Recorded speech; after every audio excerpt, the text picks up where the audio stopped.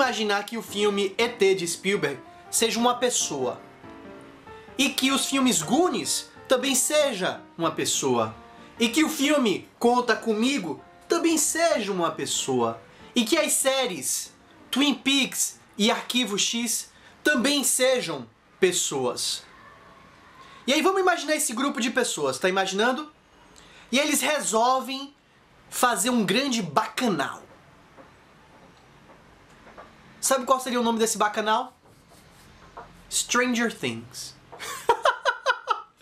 Que arrodeio pra fazer uma piada sem graça. O teclado disléxico é assim. Is there any way that you could reach him? Yes. Nazi! Go, go, go! What if this whole time I've been looking for Will? I've been chasing after something else.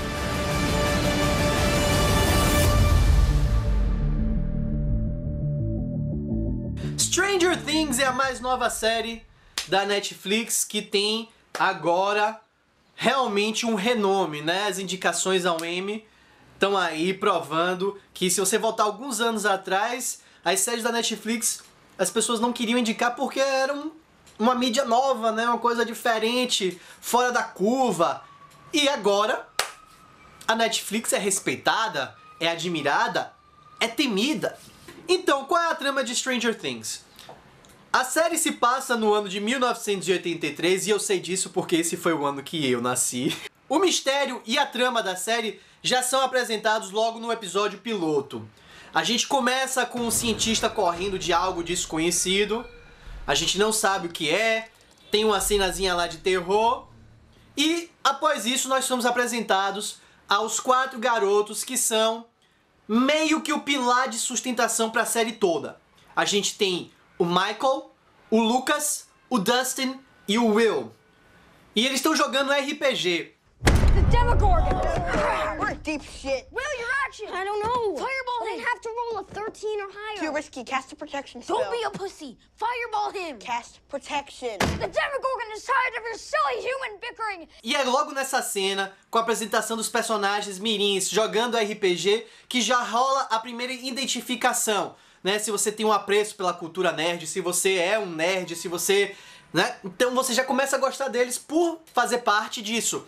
E já temos a primeira referência. Logo ali, em poucos planos, você já começa a ter uma vibe Conta Comigo, né? Que é de Stephen King, e um pouquinho de E.T. de Spielberg. Já começa as primeiras referências, que é o grande tchan da série, são as referências. Eu vou falar sobre isso um pouquinho mais adiante. E a gente já se apresenta a eles, a gente já começa a ter um laço com as crianças. Eles vão pra casa de bicicleta.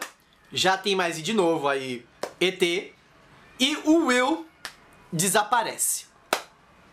E aí os mistérios começam. Após o sumiço de Will, uma personagem diferente aparece. A gente vê uma criança, também tendo seus 11, 12 anos de idade. Cabelo raspado, parece ser um menino. É uma menina, ela não fala. Quem é essa personagem? Ela tem um 11 tatuado no braço. Da onde ela veio? Quem é ela? Pra onde ela vai? Que poderes ela tem? Com esses mistérios lançados, a gente vai acompanhar a trama da série dividida mais ou menos em 3 núcleos. A gente vai ter o xerife e a mãe de Will, que é interpretada por Winona Ryder. A gente vai ter um grupo de adolescentes, né, bem jovens, de, sei lá, 15, 16 anos, tendo a Nancy, que é a irmã de Michael, como personagem principal desse núcleo. E a gente vai ter o grupo de Michael, Lucas e Dustin querendo encontrar e entender o que foi que aconteceu com seu amigo Will. Então, esses são os 3 grupos que vão estar trabalhando 3 grandes mistérios. O que aconteceu com Will, quem é a menina Eleven e que diabos está acontecendo na fábrica de energia. É isso aí. Eu vou tentar não ser óbvio, vamos lá. A série está sendo reconhecida pelas referências, mas eu vi alguns críticos falando que tem uma falta de originalidade na trama. Eu não concordo com isso. Eu acho que a trama, em certos aspectos, realmente não é tão original. No entanto, porém, todavia, contudo, é uma série extremamente original, porque eu nunca vi uma série desse tipo. Uma série que tem aquela vibe Spielberg, né? O J.J. Abrams fez o Super 8 tentando emular aquela nostalgia dos anos 80, Goonies, E.T., Conta Comigo. Isso aí é um filme até bacana. Não é maravilhoso, mas é bacana. As referências sim são maravilhosas, é muito gostoso você... Ah, aquilo ali é John Carpenter. Ah, ali com certeza é Spielberg. Poxa, isso tá me lembrando Twin Peaks. Pô, aquilo ali já é mais Arquivo X. É claro que isso é muito gostoso. Ver os cartazes dos filmes da década de 80 nos quartos dos meninos. Isso tudo é maravilhoso, mas nada disso se sustentaria se a série não fosse competente em vários aspectos. E o que eu acho que ela é. Vamos falar sobre a mitologia da série. Não vou dar spoiler. Mas o que você precisa entender é o seguinte. Há um quê de Lost ali em querer te jogar algumas perguntas para que você sempre fique querendo ver o próximo episódio para assistir. No entanto, a série tenta ser meio que conclusiva. Ela quer que você entenda mais ou menos tudo o que aconteceu no final da primeira temporada. E devo dizer que esse para mim foi o aspecto mais ruim da série. Não que ele tenha apresentado a conclusão, mas a conclusão em si. Então, não vá pelo mistério. Vá pela jornada. Eu acho que a jornada é muito mais interessante do que o mistério. Pois no final, quando você chegar no mistério, o mistério não é lá grandes coisas, não é nada arrebatador. Uma outra coisa que eu achei que não funcionou muito bem na série é que muitas das soluções vêm muito rápido. Ele se fecha e assim, pronto, aqui isso aqui que ele pá. E aí você fica assim, poxa, dava pra trabalhar isso um pouquinho mais, pra gente entender um pouquinho mais. Pra mim, o grande problema da série, eu vou falar das coisas positivas depois, mas eu vou falar aqui logo dos negativos, é que há alguns momentos em que você não entende porque o personagem toma tais medidas e tais ações. Você fica assim, puta merda, por que você tá... Oh meu, não fala. Oh meu Deus do céu, por que ele tá fazendo? Porra. No final das contas, você fica assim, tá, isso aconteceu pra que eu aprendesse isso, mas alguém faria isso de verdade? Sabe? Acho que não. Vou falar sobre os pontos positivos e eu vou começar com a direção e o roteiro. Os irmãos Duffers brilharam na concepção e criação do enredo. Eu acho que a série tem um mistério envolvente, que no final não é tão envolvente, mas enquanto você está desvendando é muito bacana. Tem personagens fascinantes, tem um clima fantástico, tem referências muito bem feitas. E eu diria o seguinte, é uma referência a la Tarantino, porque a série se sustenta sozinha. A referência tá na execução, tá no como, tá no meio, mas não é o final. O produto Stranger Things é uma coisa só. Eu não acho justo você falar que é uma série que vive de nostalgia ou que vive de plágio. Não, ela é muito bem executada e tem referências bacanas a la Tarantino. Indo pro lado da direção, os irmãos Duffer são muito competentes em criar tensão. Você fica tenso, você não sabe o que vai acontecer. Quando a gente tem um sumiço de uma criança, o Will, a gente já tem uma quebra de arquétipo, né? A gente já fica assim, pô, será que esse menino tá morto, velho? Cacilda. É capaz. O uso de ângulo, de câmera, o uso da trilha sonora muito boa, o clima, né? A fotografia, como eles fazem o ambiente falar por si só. É uma cidade muito rica. Spielberg fazia isso muito bem com o E.T., os Goonies também tem isso, a produção é de Spielberg, né? Você tem isso em Conta Comigo, que não tem nada a ver com Spielberg, mas também tem a vibe, né, de E.T. E a cidade vira um personagem, mesmo que você não seja um personagem. O ambiente, a ambientação vira um personagem. Os locais viram, sabe, personagens. Eu realmente gostei muito do trabalho de fotografia do filme. Não só pela questão, né, do granulado e de emular um filme mais antigo, com a fotografia mais, né, suja, mas também pelas escolhas de composição de enquadramento. Eu gosto muito quando os enquadramentos são belos e dentro da trama, tipo assim, tem uma cena que os meninos estão correndo e a gente vê a bicicleta caindo, a gente vê só o pneu da bicicleta girando, Aquele plano pra mim é muito bonito, eu gosto desse plano. E tá falando sobre a cena. O menino tá em perigo, a roda girando. Fala sobre a situação. Não é simplesmente um enquadramento bonito por ser um enquadramento bonito. O grande barato da série são os personagens e eu vou falar aqui bem rápido. Destaque para Winona Ryder. Ela brilha como a mãe de Will, né? Ela tá com um nível de loucura e desespero, mas também uma certa, sabe, um certo fogo queimando dentro dela. Ela sabe que o filho dela tá vivo, ela sabe que ele tá conversando com ela e ela vai ficar lá, sabe, até o final. Tem um quê de instinto selvagem ali, sabe? Um olho meio louco, mas um louco positivo. Porra, eu acho que Winona Ryder brilhou nessa volta, né? Porra, faz tempo que a gente não vê o Winona Ryder fazendo algo relevante. O personagem do xerife, Jim Hopper, é bem interessante. Ele tem um passado triste, a gente vai entendendo da onde ele vem, por que ele tá daquele jeito. Gosto muito que ele não é um herói, sabe? Malhadão, fortão, gostosão, eu sou Tom Cruise, Tarzan, blá blá blá. Não, ele tá com sobrepeso, ele tá meio que viciado em painkillers ou então em algum remédio pra dormir. Não fica muito claro, eu não entendi direito qual é aquele remédio. Mas ele é um cara cheio de defeitos, cheio de problemas e que não se torna herói porque ele quer. Ele se torna herói porque a situação pede um herói. Então isso já é um personagem muito mais rico e muito mais complexo do que o herói pelo herói. Vamos falar sobre os meninos, que eles são os tesouros.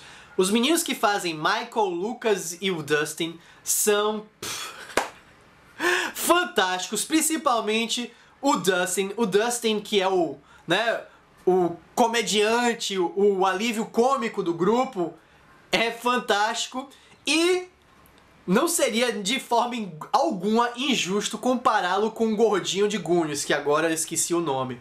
Mas o alívio cômico, né, ele fala dele não ter os dentes da frente, tudo naquele personagem dá vontade de se apertar as bochechas dele e falar: "Isso é fofo, menino!"